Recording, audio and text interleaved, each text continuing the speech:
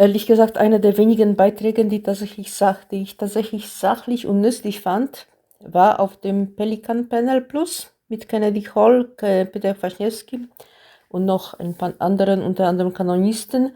Die Namen habe ich jetzt leider nicht parat.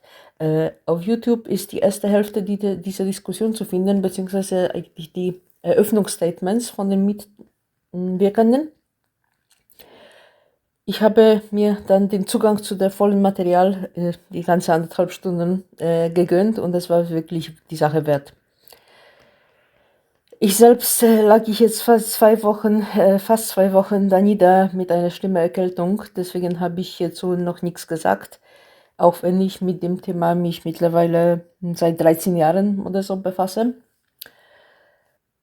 Das, was ihr gesehen habt, was hochgeladen wurde, das waren ältere Sachen, die ich schon längst vorbereitet habe, beziehungsweise von meinem alten Kanal Feles Amabilis rübergezogen habe. Ich werde jetzt nicht das ganze Problem diskutieren. Wer Umfangreiches hierzu möchte, dem empfehle ich auf jeden Fall das Buch von Kennedy Hall.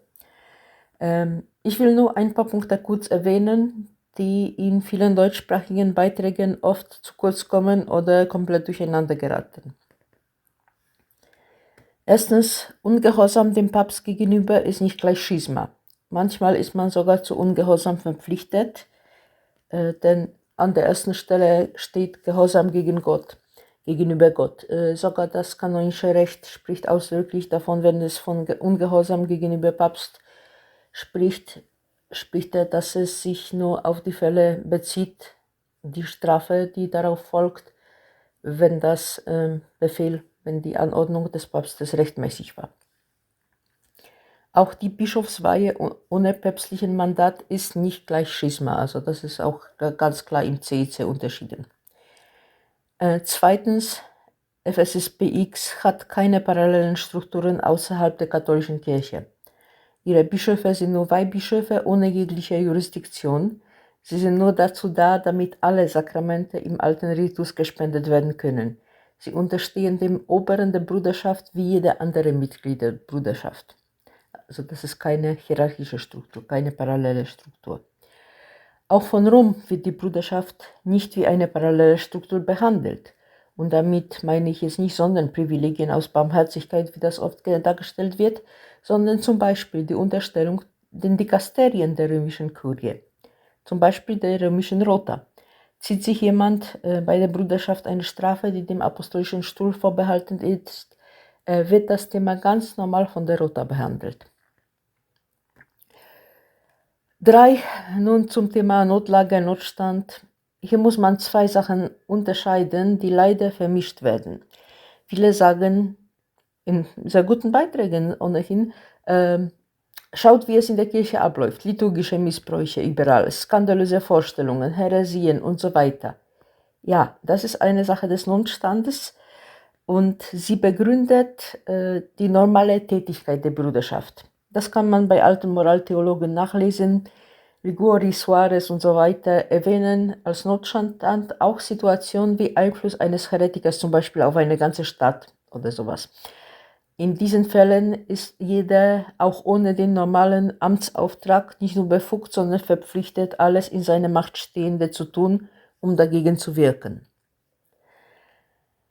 Diese Art von Notstand hat aber noch nichts mit dem Thema Bischofsweihen zu tun.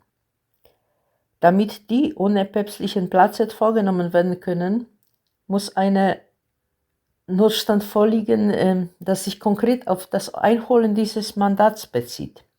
Und hier sagen viele zu Recht, das wird eigentlich doch nur im Falle von einer verfolgten Kirche, eines Krieges, einer Epidemie oder Ähnliches der Fall zu sein. Ja, fast. Das wäre die physische Unmöglichkeit. Es gibt aber noch die moralische Unmöglichkeit. Und damit haben wir hier zu tun. Um dieses Placet zu bekommen, müsste die Bruderschaft anfangen, die neue Messe zu zelebrieren und diskussionslos alle zweideutige, wenn nicht sogar falsche Formulierungen aus den Dokumenten des Konzils akzeptieren. Und das ist für sie moralisch unmöglich. Ob zu Recht oder nicht, ist ein anderes Thema, aber das muss klar sein, dass hier sozusagen das Mandat nur sozusagen unter moralisch unzumutbaren Bedingungen einzuholen wäre. Noch einen anderen Satz aus dem Panel fand ich besonders gut, und zwar den Vergleich mit einem Familienvater. Eine Scheidung ist nach Jesu Lehre unmöglich.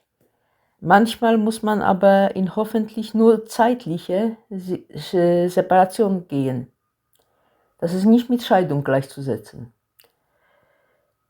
Wenn der Vater die Kinder oder die Mutter misshandelt und seine Macht missbraucht. Und zum Schluss möchte ich euch noch eine schöne Passage aus der Vera Religione vom heiligen Augustinus zitieren. Bisweilen lässt die göttliche Vorsehung auch zu, dass selbst gute Menschen durch Aufruhr und Zwietracht fleischlich gesinnte Leute aus der christlichen Gemeinschaft hinausgedrängt werden.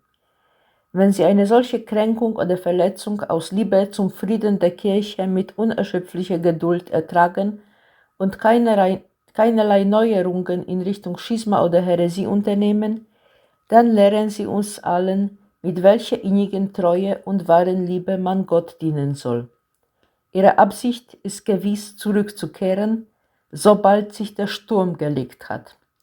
Wenn ihnen dies jedoch nicht gestattet wird, weil derselbe Orkan andauert oder bei ihrer Rückkehr ein noch heftiger ausbrechen würde, dann werden sie dennoch freiwillig weiterhin das Wohl jener im Auge behalten, denen sie durch deren Aufruhr und Unruhe gewichen sind, ohne jemals eigene Sonderversammlungen zu errichten. Sie verteidigen und Unterstützung durch ihr Zeugnis denselben Glauben, den sie in der katholischen Kirche verkündet wissen. Der Vater, der ins Verborgene sieht, wird ihnen im Verborgenen ihre Krone verleihen. Diese Art von Menschen ist selten anzutreffen, doch fehlt es nicht an Beispielen, ja, es gibt ihre mehr, als man meint. So bedient sich die göttliche Vorsehung alle Arten von Menschen und ihre Beispiele zur Heilung der Seelen und zum Aufbau eines geistlichen Volkes.